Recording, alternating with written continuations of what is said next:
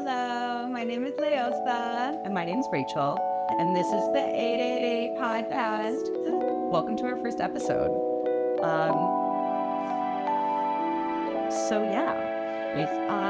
going to get right into it. Today's first episode is going to be on the nuances of spiritual growth. So we're kind of just going to set this up where we talk like we usually do. I guess we could talk a little bit about how we decided to start this. So Leosa and I hang out a lot. We're really good friends. We're both single moms. And we have just been having such great conversation with each other over the last couple of weeks, months. And I feel like everybody has that friend that they sit there and they talk and they're like, we should start a podcast. And We rarely started a podcast. we said, you know what's stopping us from actually starting the podcast? So Yeah, I think we just had like a really big aha moment where like everything we were saying, we're like, we talk about such controversial things that like everything we say, we're like, oh my God, like we need a podcast. Like, absolutely. so And it's one of those conversations where like not a lot of people understand, and that's why it's such a refreshing experience to have a friend that totally understands like what you're trying to say. And that's why we were like, you know what, if we're not alone in our head on this, then we need to bring this to other people. So come with us on our journey to grow our podcast. It's going to be a little uncomfortable, a little bit of a bumpy ride to start, but we'll smooth out kinks as we progress and keep moving on. So so the first topic we wanted to talk about was the nuances with spiritual growth. So I think a lot of people nowadays talk a lot about spiritual growth and enlightenment and doing all this work. I feel like that's the current trend on social media, is to be working on yourself. But there's a difference between saying you're working on yourself and then actually doing the work. right. And the problem with actually doing the work is it's not all sunshine and rainbows and amazing in the way that you think it would be. It is those things. It's not those things, but there's a lot of nuances that come with it. There is equally as much bad as there is good. That's with everything in life. So especially with the spiritual journey, there is going to be a lot of uncomfortable feelings. You have to face your demons.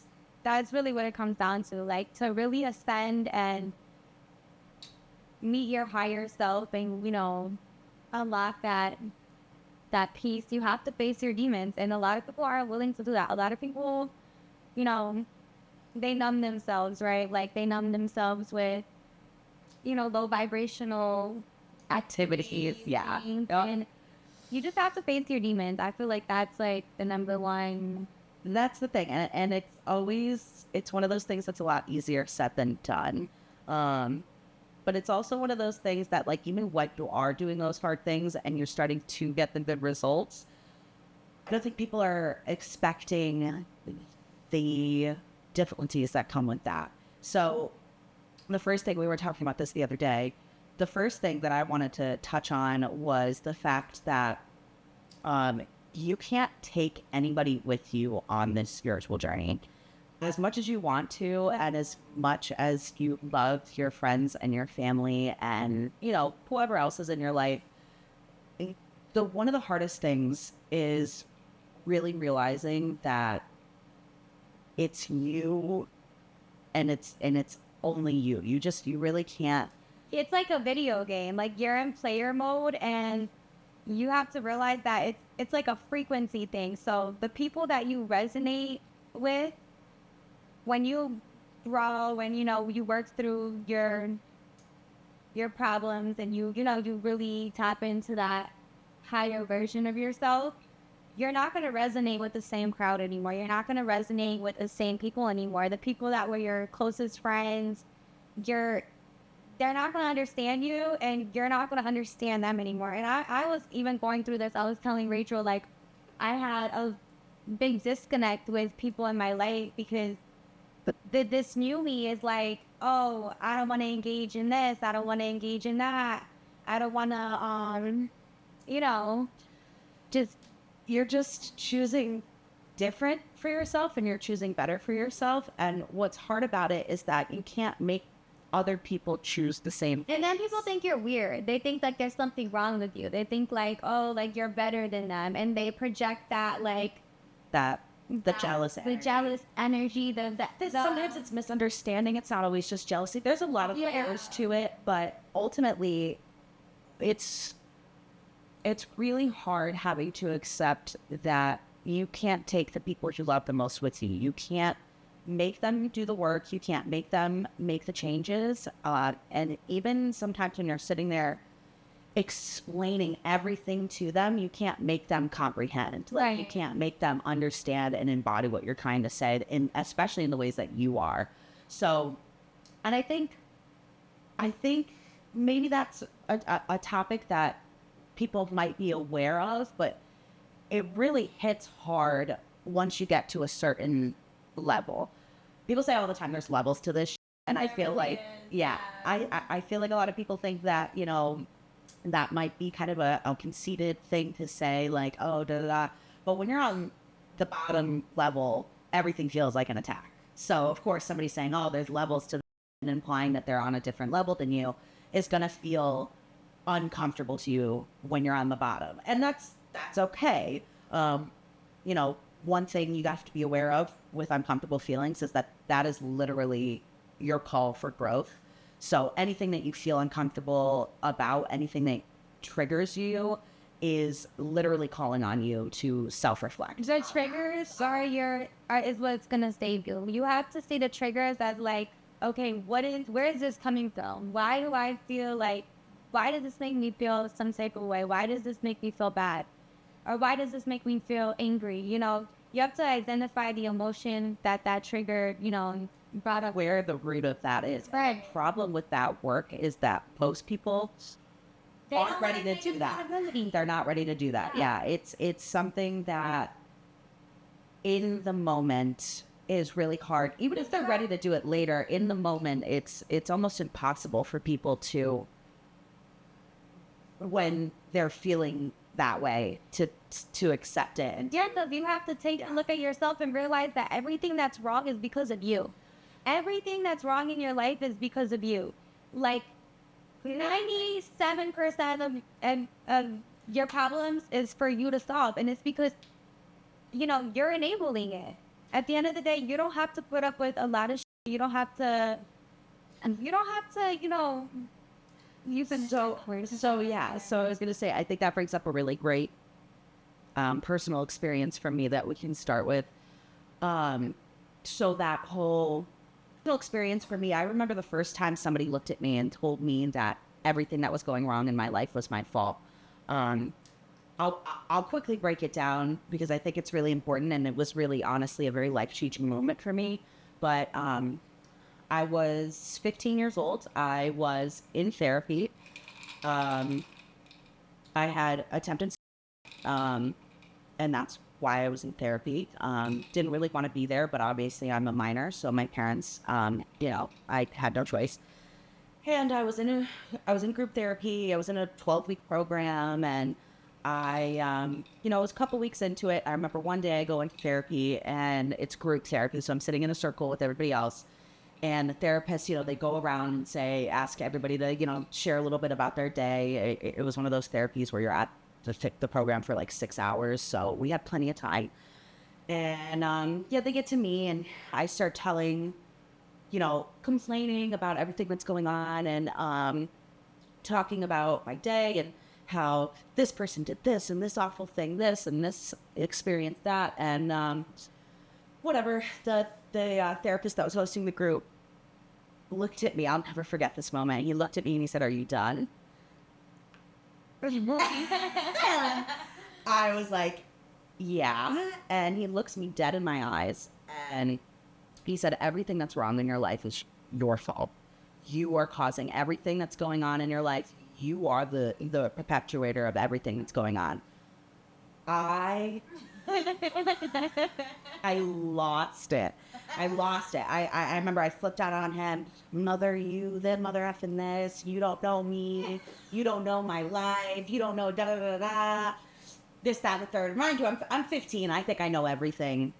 And that was like such a catalyst moment for me in my life. That was the first moment I had anybody directly look at me and tell me that I am what's wrong with my life. And that is a really hard pill to swallow, especially the first time.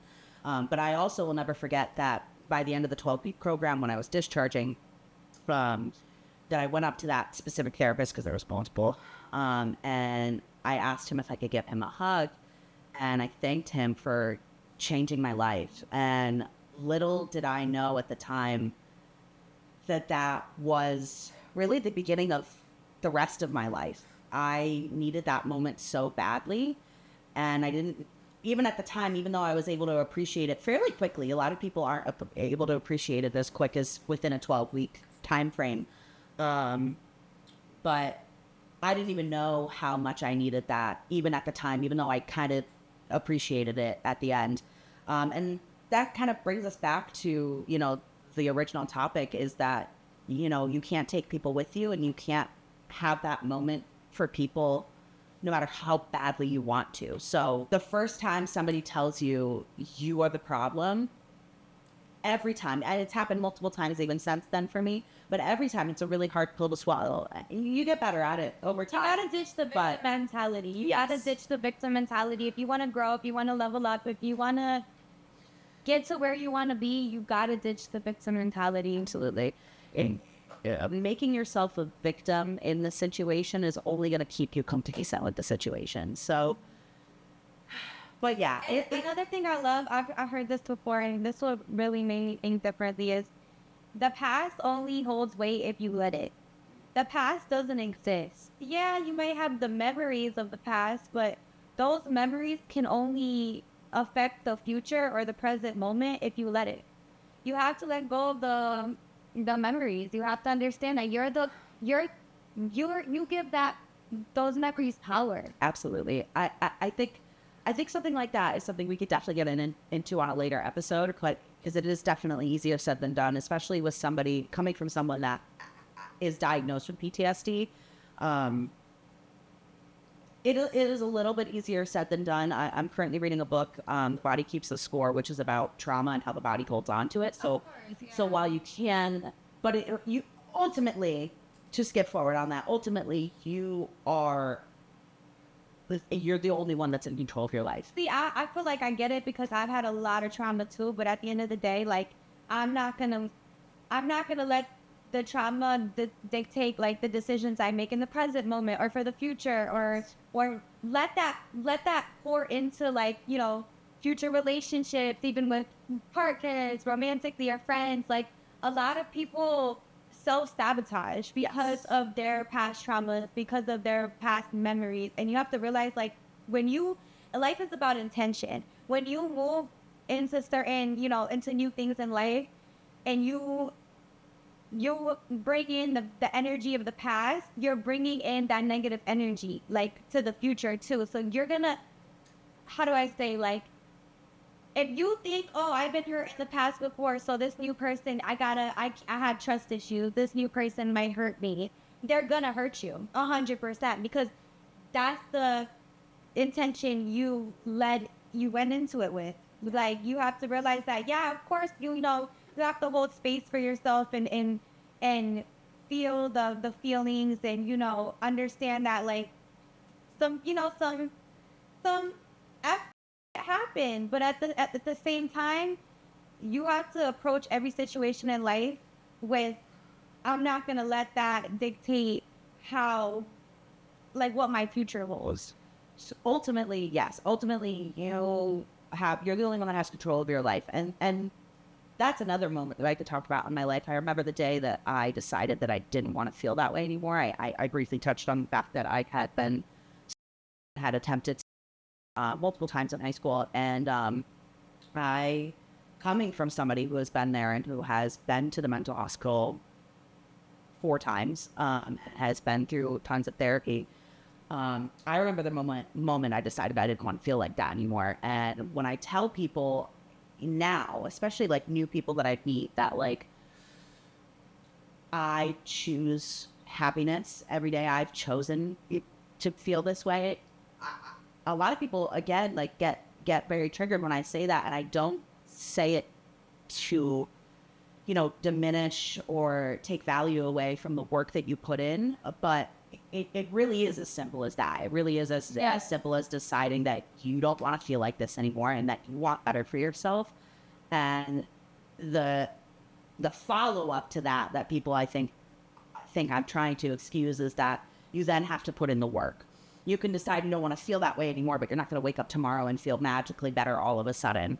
You have to work at it every single day. Every single day. Harness that feeling. 100%. So, like, if you're doing things on a daily basis that don't bring you joy, don't bring you happiness, you're not going to feel those emotions. No, you're going to be stuck in the... And it's for some people it's as easy as, moving to a different city or cutting off certain friends that are bad for you. And then for other people, like for me specifically, it sometimes it's a little bit deeper than simple things like that. Sometimes there's underlying mental health issues that are there, and you have to be determined to figure them out. You have to be determined to try different types of therapy. You have to be determined to try different types of medication if you need that. You have to be willing to start exercising. You have to be willing to change your life, to change your mindset, to reprogram your brain. See, I feel like that's the thing though, right? I feel, and this is very controversial, so, I might get some backlash, but I feel like it depends on the extent. Don't get me wrong. I'm not saying this is 100, it is a thing for everything, but medication, I feel like you need to be putting in the effort on complete different levels before you get on some medication. Like, for example, when I was very depressed, I was considering going on medication because I woke up every single day sad and I hated my life, and it was to the point where I was even contemplating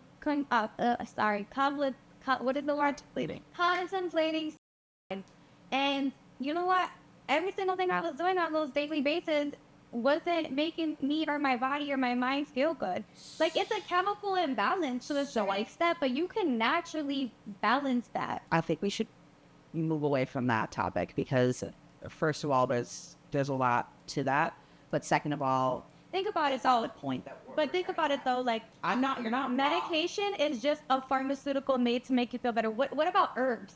Have you tried herbs? Yeah, well, maybe the herbs are stronger than medication. So I think it's easy for, and I don't need to come at you, but I think it's easy for somebody like you to say that who has never truly dealt with like real mental health issues. Like, I'm not saying that you haven't dealt with real shit. That's not, but PTSD is something that happens to you. It's not something you're born with. So like I have bipolar.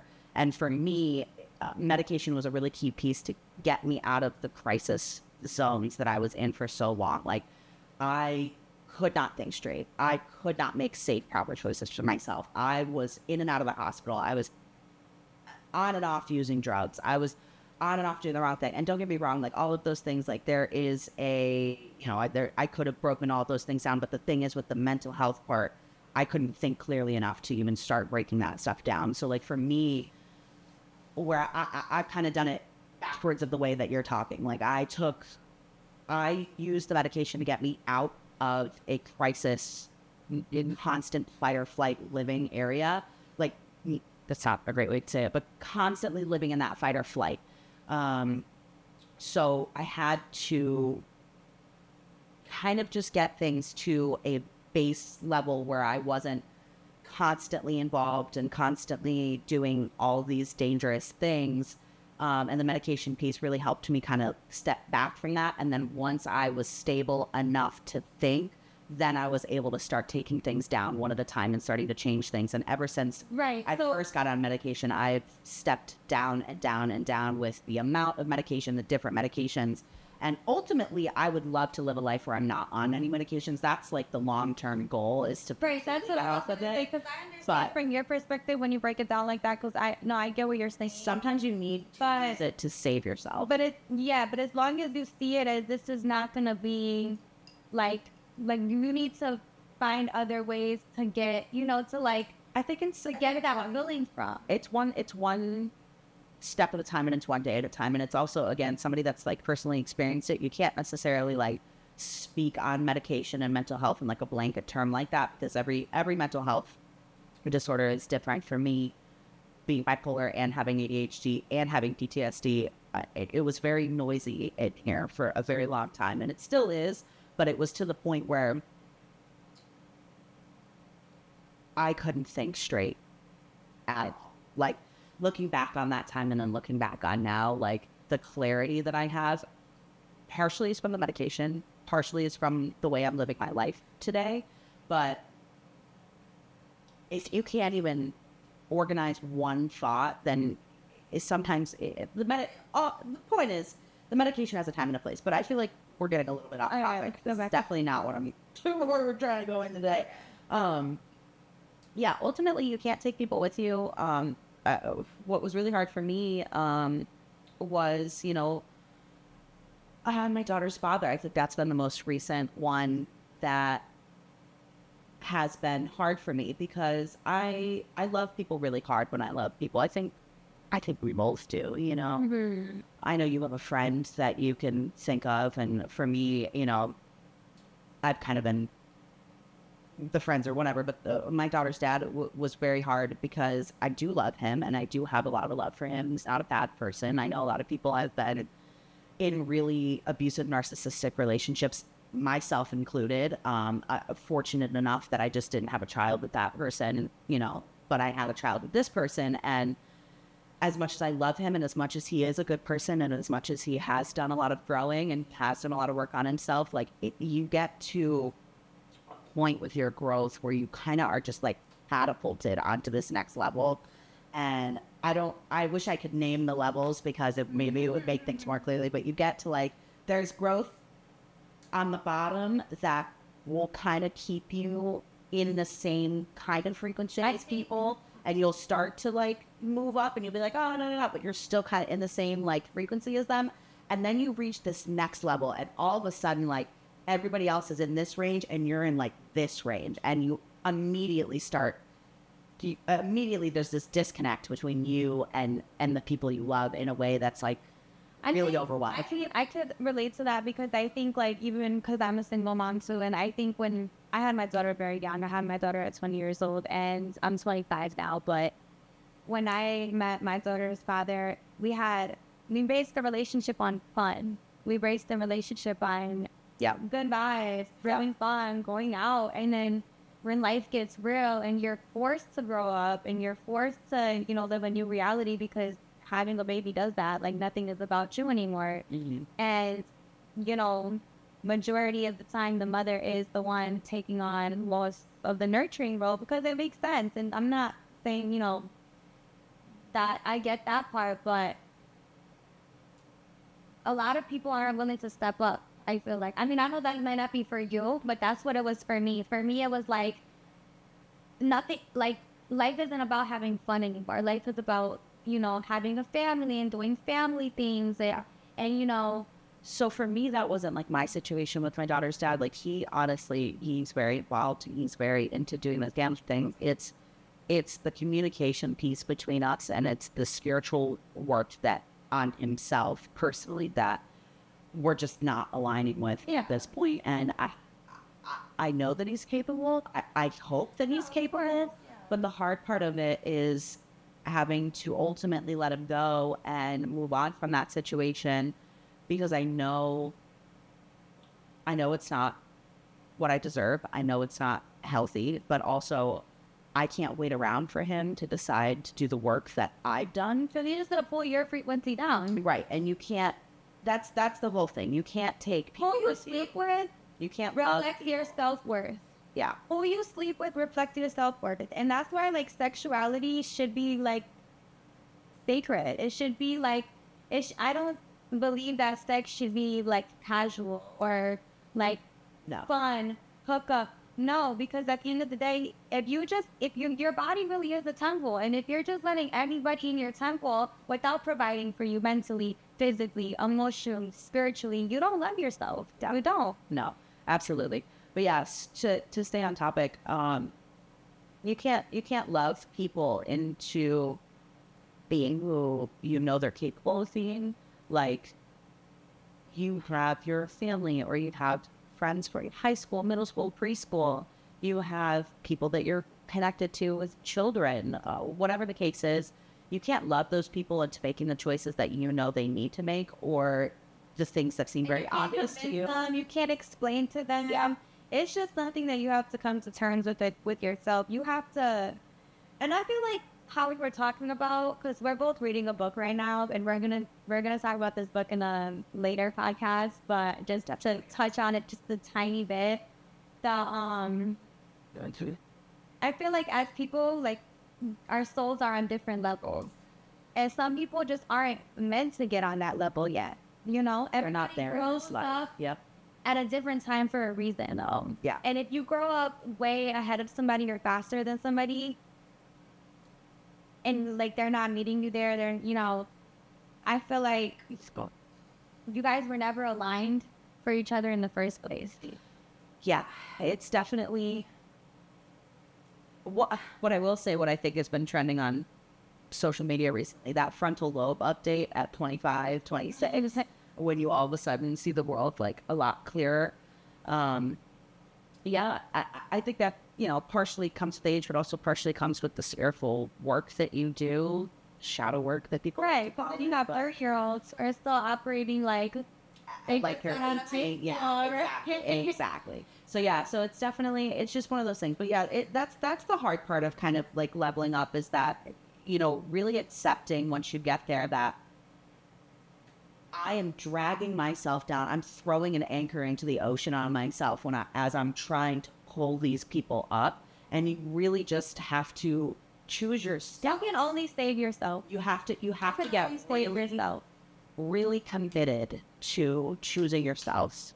Because Yes, 100%. And when it gets easy, that's when you know. That's when you know you need to do something different. If you're not constantly challenging yourself. But when it gets easy to like pick yourself, I feel like that's when you realize like you found that self-love too. Yeah, you're in that next zone. So that kind of brings me to like the next topic I think we wanted to touch on was so the first step is accepting that you can't bring those people with you, but then the second step is you've accepted that, and then you're here and you're on this level and you've decided to choose yourself and you've fallen in love with yourself and you're said, okay, I'm doing this. And then you're at this level and you look around and nobody else is there. Nobody there except you. It's just you by yourself sitting alone in this space and at this frequency. And that's intentional. The people that are already at that level aren't going to be attracted to you when you're not vibrating that frequency. Right. We were just talking about this. We were talking about this the other day. It's like, yep. You have to get to the point where you attract your tribe, or you attract people on your level with the same mindset as you, doing the same inner work as you. You'll have to sit through that aloneness. Yeah, absolutely. You have to embody that aloneness. You cannot access. You have to choose it. You have to sit there and feel uncomfortable with that feeling. You can't access that part where you find your tribe until you do. You have to make that choice. Like, you know what? So think of it as like a flare, as a beacon signal, right? So like you get to that level, it's lonely, and at first that will have you wanting to jump ship and go back down to the level you're just at. But when you fall in love and commit to yourself, and you decide, no, I'm gonna stay here. It's okay if it's lonely. It's okay if I'm by myself. This level is better, regardless of what I'm leaving behind. Because there is going to be a plethora of good things that do come with it.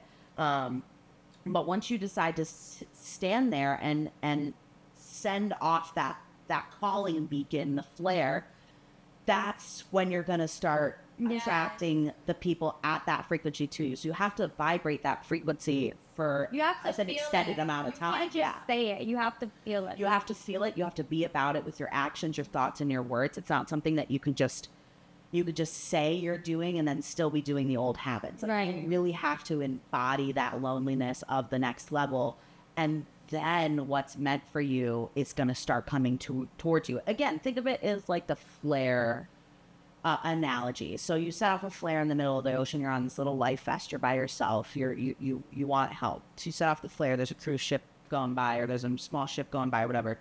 It's going to take them an hour or however much time to get to them. So even when you're setting off like that, you have to kind of continue to do that and give people at that frequency enough time to come to you.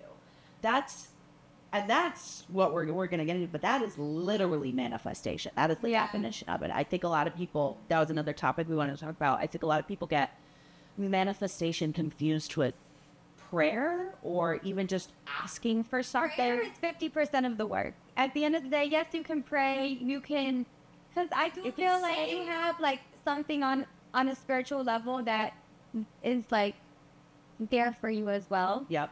But what people want to say, like for example, like people like to say, like say you're sick, and like you're unhealthy, there's something going on. God, please heal me. God, please heal me. But you're still eating bad. Yes. You're not working This is out. exactly what I'm talking about. Yes. You're not pouring into your vessel. God is not going to help you. You're gonna end up getting more sick. You're gonna end up getting more disease because it's only 50% of the work. Absolutely. So that's the whole thing. And like prayer. So for me, I use the words prayer and manifestation interchangeably. I think the word prayer resonates with people a little bit more who are on some sort of traditional. And this is how just feeling the other day. The spiritual realm is fast. The physical realm is slow.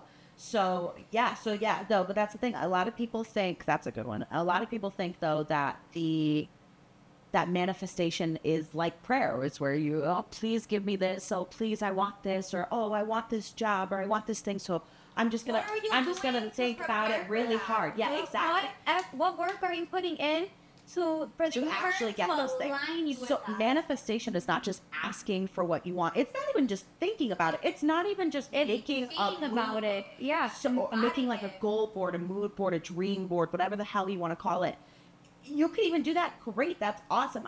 That's step one, keep your focus, narrowed. But step two is putting yourself in those spaces, changing the limiting mindsets and the limiting behaviors that aren't working for you, meeting new people, learning new things, reading books, doing things that are hard for you. It depends on what your goal is. Like it really can letting go of the things that aren't serving you, that are, blocking that path for you getting to that point. Absolutely. Where you want to be. The first step is, honing in on your goal and having the goal and envisioning the goal. But steps 3, 4, 5, and 6 are what the going to do about it. Yeah. What are you doing to get to that goal? Yeah. So that goes back to the whole, like, it's lonely. Okay. So you get to this level. You your goal is within your reach. It's very uncomfortable though, because all of a sudden you're lonely, but you're on the right path. You can feel it when you're doing the right things. You can feel it. And are you going to jump ship and throw that anchor down and stay where you're at, or are you going to keep going? Let me interrupt for just 1 second. Absolutely. Let me just say that it's okay if you do mess up though in the process. It's okay if you do. I'm not saying it's okay. Let me reword this, because I'm not trying to be enabling, but if you mess up, you can still keep going. Because I've been in that situation where, I went on this journey and it did get lonely. And for a second, I thought, maybe I am doing too much, or maybe, and you jump back. It is so uncomfortable that I can't take it. But you know what? Try again. And again, and again. And eventually you'll get to that point where you're just like, no, I don't need that anymore. I'm finally where absolutely. I want to get to. I just say, no, it's a great point. Think that, like, they give up. No, that's a great point, because they say in recovery programs, AA, whatever you're in, relaxes are a part of recovery. That goes for substances, but it also goes for your behaviors too. Yeah. So like you said, you feel uncomfortable, you don't want to sit in that space, and you say, I'm going to go back. That happens. That's part of it. What did you learn when you went back? So you went back, and same result, because, nothing's going to change. If you don't change, you get the same result. You get the same disrespect. You get the same not what you're looking for, whatever it is. Yeah. And you said, okay, well, I'm going to go back, and I'm going to go to that lonely space again, and you're going to be a little bit more connected. When you go into that space that next time, what did you learn? What did you learn from the relapse that's going to make you stand on business 10 times more this next time? So it's definitely not about being perfect.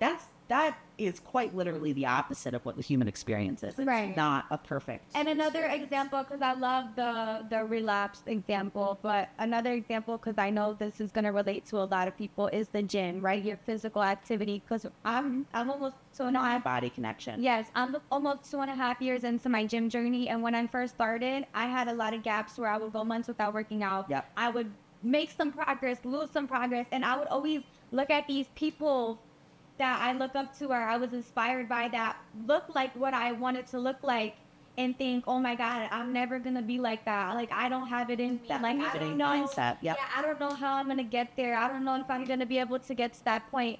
But you know, I tried again and I tried again and I tried again. And when I tell you 2.5 years in these last 6 months, I've seen the most growth. I look at myself in the mirror now and I am like in love with how I look because you know, it wasn't a easy journey because I came my journey was like I was really skinny. I was like 95 pounds to the point where I looked like I was on drugs. I was like, I was not attracted to myself. I did not like how I looked at all. And now I'm almost at my goal weight and I honestly can say like I feel so much self-love. So I'm just saying this because I know a lot of people struggle with the gym journey and you know a lot of people struggle with that. Just keep trying and trying and trying again. Just to No, it's even it's a great real life example of again the relapse. look at these It's part of people, and recovery. these people that are where you want to be. They did the same thing. They went through the same exact, you know, feelings process. Maybe not all of them, but Everybody, I think everybody had to conquer something to get to where they are. absolutely. I think we have this really big flaw, like as a society, at least in American culture, where there's a big all or nothing mindset, and that can be applied to a lot of things. It can be applied to even the whole I'm gonna get rich and whatever, and then if you're not doing anything that's immediately making you rich, you completely pull out. It's The that thing is, overnight mindset. It's that will kill your dreams. Exactly. That is literally what's stopping you. That is what's holding you back. Is that it has to be now. It has to be everything, or it's nothing. It's not worth it. And that goes with the gym thing. Like I know we were talking about this the other day. Mm-hmm. You would miss a day at the gym, and because of that, you'd miss a month at the gym. Yes. And it's like when you look back, when you're finally at a point where you have learned and embodied how to get back up and try again, you look back and you're like, how does that even make sense? Like it literally doesn't even make sense. Why did I even think like that? Yeah, I'll miss the whole week because I was on vacation or whatever. Whatever. the case is.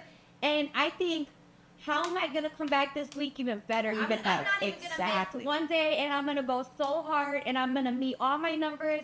But even again, sometimes that even can be a little scary. The all or nothing thinking. Sometimes I think when you're first starting, like you are 2.5 years into it, so Yeah. absolutely that's how you're gonna come back. But I'm saying back But- then, I thought like if I missed a day, it wasn't worth it. It was all I done. missed 2 days. Fuck it, I'll miss the next 2 weeks. Like no. I think that's such a disease that our society has because you were there at one point. I was there at one point. There was a point in my life, and I'm on the opposite gym journey. war. But it is, and that's where the mind-body connection really kind of like starts, like level one. Okay, so if your thinking is like this, your body's like this, but then if your body's like this, your thinking is like this. So you kind of have to undo things. If your mindset's this way, you kind of have to counteract it the other way. But And it takes basically, time. It takes time. it definitely takes time. But But it's like you have how they to say, like one little you have step to a kill the all or day, nothing thinking. Like Yeah. the bigger picture will be there at the end. One little piece like makes that picture whole at the Yes.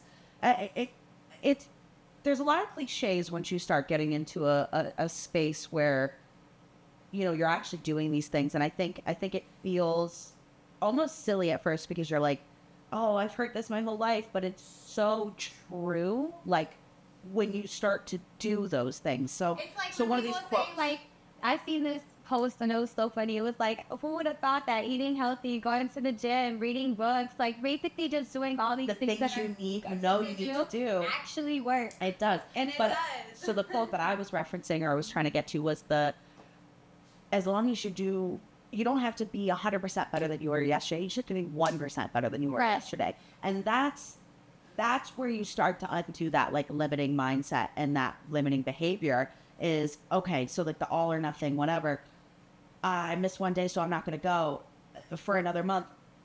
You missed one day. Okay. That was a wash. We're going to put that in the bag. You know, have kindness and sympathy for yourself. Okay. There was a need that was being met. I was tired. I took that day to be tired. Now tomorrow, what am I going to do to get back on track with my goals? And you really have to figure out how to incorporate that in everything in your life. You can't just say, and I've had such a huge problem with this. You gotta reprogram your mind. Yeah, and all absolutely. starts in here. And Your that's why- thoughts really do control your reality. What you think about determines what you do, and what you do determines, you know, what the future looks like. It's all a ripple effect. And that's why I said I feel like it's a disease that we have as Spiritual warfare nowadays.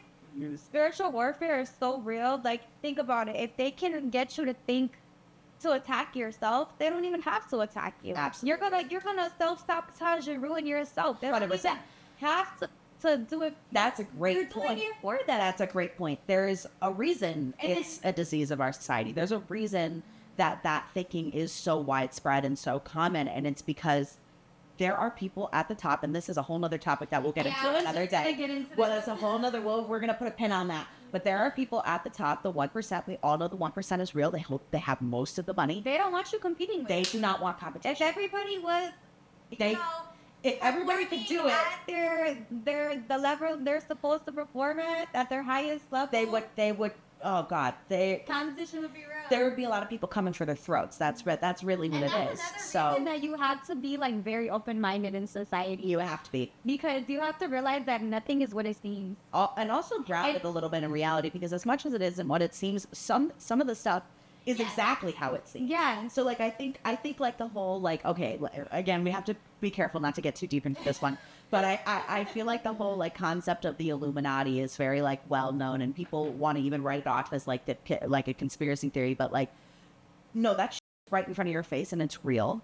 And it's sad how people are so programmed in, like, they worship these fake idols. Yes. And, like, we don't want to get into this. This is gonna be, we could do a whole other podcast episode on this alone, but basically the all or nothing thinking, the limiting behaviors, it's so ingrained in us as a society, because if and because everybody thinks like that, they don't have to do nearly as much work to keep you down. Yeah. If you are limiting yourself, like you said, if you if you're shooting yourself in your own foot, they don't have to do it for you. Right. You're doing their dirty work for them. So of course everybody kind of has that mindset. Of course everybody thinks that way, because we've been taught to think that way intentionally and on purpose. Right. It's literally mind control. It is. And that's where you have to take your power back in that, because again, going back to you are the only one that has control over your life. You are the one that has the power to change it. You're the one that has the power to keep it the same. But yeah, no, they absolutely want you to kind of stay where you are. So you have to take the power back for yourself. You have to realize how powerful of a catalyst you are in your own life. Like, yeah, you have to. they 100%. they make you feel like the power that you have It's outside of you. is little. Yeah, and it's futile. Like, and it all starts within. Every single thing you have to go within.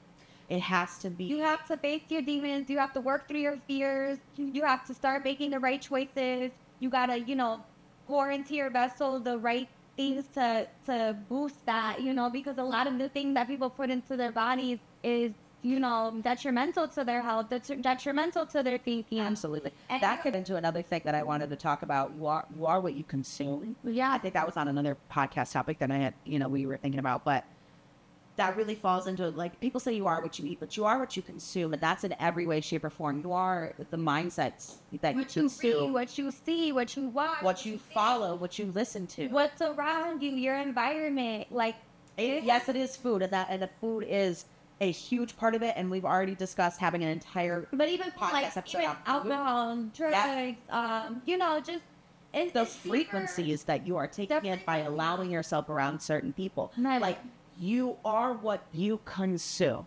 And that is so literal, to a point where Yeah. people, like, don't take it seriously. So you know, we could go back to. And this is crazy because even us, like, you know, we were like completely different people. I was just gonna get there. Yeah, we were completely different people. We grew up together, but we didn't know each other. But we went to the We same existed school. in the same town. But we weren't friends. Like we had no clue. Like, well, we knew of each other, but not like we didn't communicate. But Never had we like were we were both kind of involved in the same type of degenerate. yes.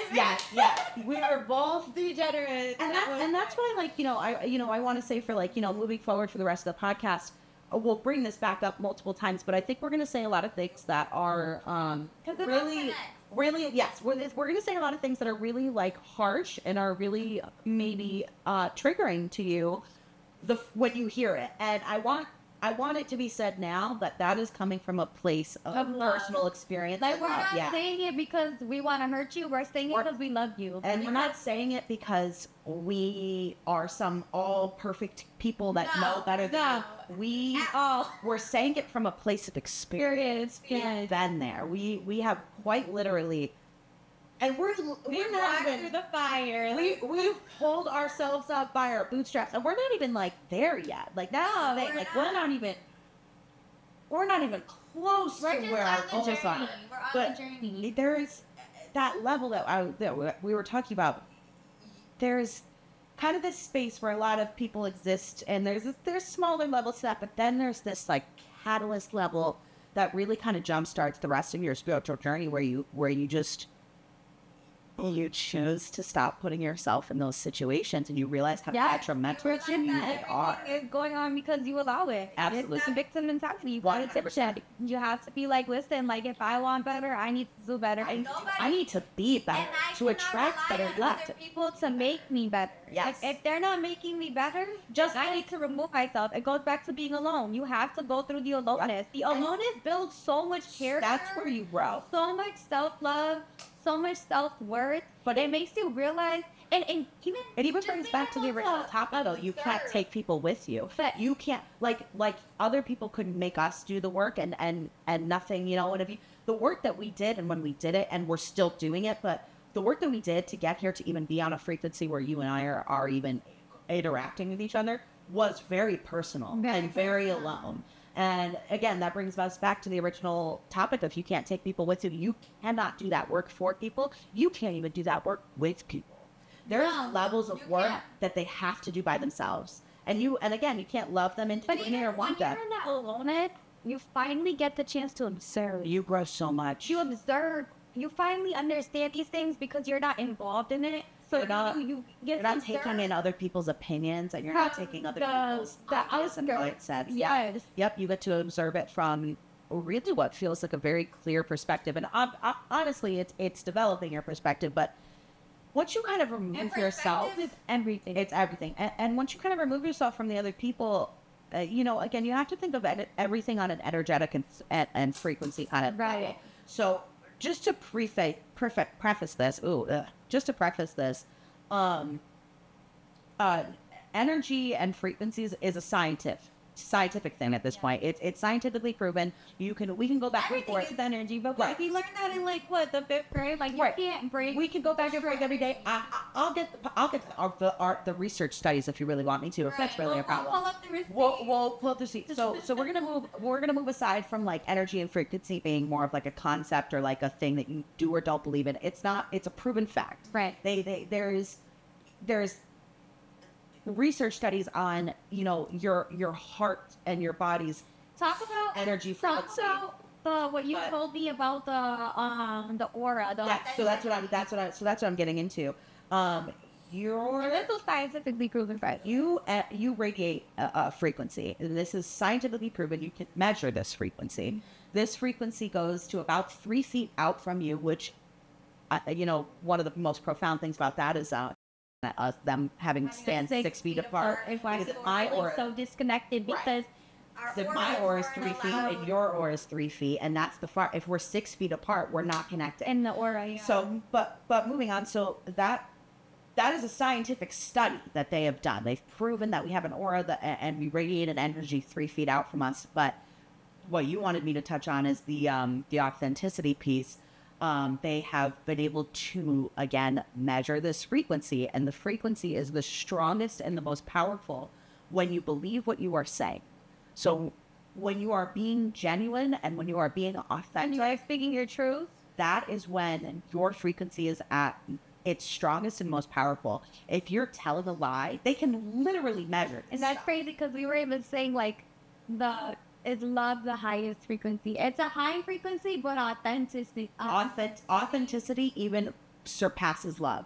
And again, this is scientific. We can pull this up. This isn't like us hypothesizing. They can measure this stuff. When you're telling a lie, when you are doing things that you know aren't good. That goes to say even lie detectors. Yeah. You can literally measure when somebody's telling a lie. There is some discrepancy out of how true that is, but it's true. It's true. Yeah. Some people are psychopaths, and that's a different story, and they might be able to manipulate that thing.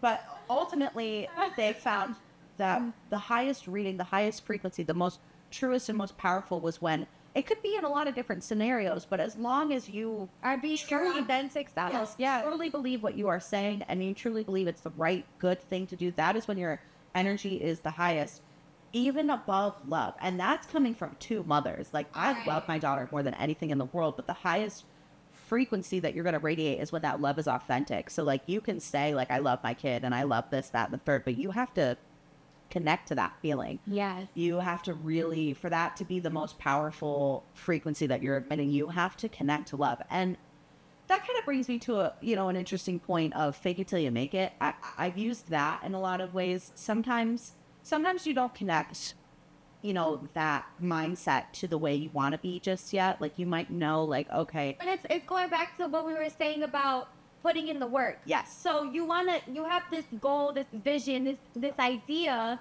but you're not there yet. But to get there, you have to at least try, right? You might not, you might not understand how to go about it, how it's going to work. And everybody's going to go about it differently. Right. But you have to have that goal in sight. That's where I'm saying with the fake it till you make it. You kind of have to have that goal in mind. You kind of have to know, like, okay, this is the right thing or what I need to be doing. And then if you have to fake it until you can actually authentically radiate that, do that. Because that's how you're going to get to that. Yeah, absolutely. And then one day that wins. It's But like learning a new skill. If you want to learn a new skill, you might not know how to do it yet, but unless you try and act like you know what you're doing, how are you going to actually learn? You run away from that, try away from that. You're not going to figure it out at all. Absolutely. I think we're getting to a point, and then we kind of, we do that. We tend to do that. Yeah. But yeah, no, it's not the last. Overall, I think the last topic we really wanted to talk about was manifestation, and I think we did talk about it a lot. But the point that I really wanted to bring up was that manifestation, again, it's not just manifestation prayer. It's not just asking for it. It's doing it with your thoughts, actions, and your words, and figuring out how to get there. Even this, like right now, like this is our first podcast, like, This is going to be really rough. this is, yeah. We're going to look back on this as in a year, and we're going to be very embarrassed. The first thing you do of anything is going to stop. Or it's not going to be the best one, per se. But to get to the 100th, you have To do the first. Absolutely. So, just welcome start. to our uncomfortable podcast. You guys are literally going to watch us grow as this goes on. You're going to watch us get deeper into our own individual spiritual journeys. But I hope that you can take that and use that as inspiration for you to start yours. Yeah. Our society It's a lot, like, for us to even sit here in front of these cameras, in front of these lights, and we're both still really uncomfortable. right, even when we started and we were like, this is so weird, but like, You have there's a first time for everything, And if you want something bad enough, happiness, peace, money, I don't give a fuck what it is. Right. If you want something bad enough, you'll figure out how to make it happen. And that's the difference between the 1% and everybody else. I thought the starter. I love that. This was cute. This is so cute. This was cute. Right. How deep into this are we? 55 minutes. Okay, I think good. All right, good. I think we're gonna wrap this up. we're going to have a lot of other topics and a lot of other episodes to come. Feel free to ask us any questions.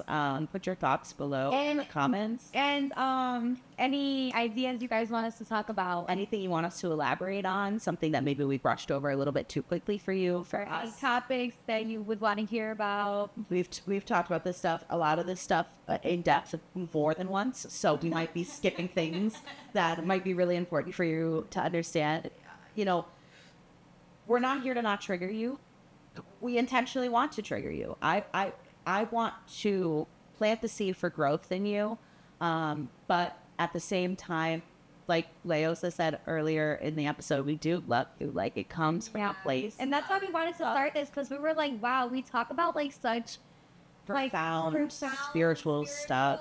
Things that people need to hear. If people heard these conversations, I feel like they would be really inspired. It would help them, you know, be the catalyst to their own journey. And this is how we even got to this point, from other people inspiring us and having an open mind, and, you know, just our content's not going to be for everybody, and that's okay. Not everybody's going to be on the level where they're ready to receive this type of information, and that's okay. We love you all, regardless of whether you hate us or love us. You're all part of our journey now, and we really, really appreciate you joining us for the first episode of this podcast. yes. All right. Well, I guess we'll see you next time, and thanks.